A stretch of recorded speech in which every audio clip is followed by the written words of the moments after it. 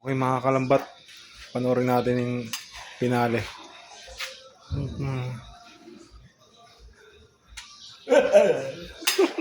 Malaban, ito na po yung niluluto natin. Nakauli po kami ng 2 pirasong squid, green squid.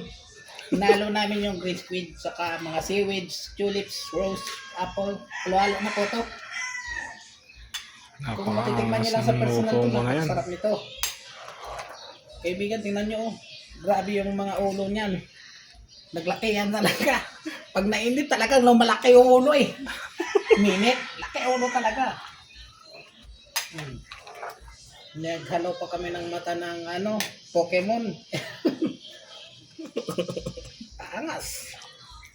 Tatakpan na po natin para isang kulo na lang. Ay pwede na natin lantakan to.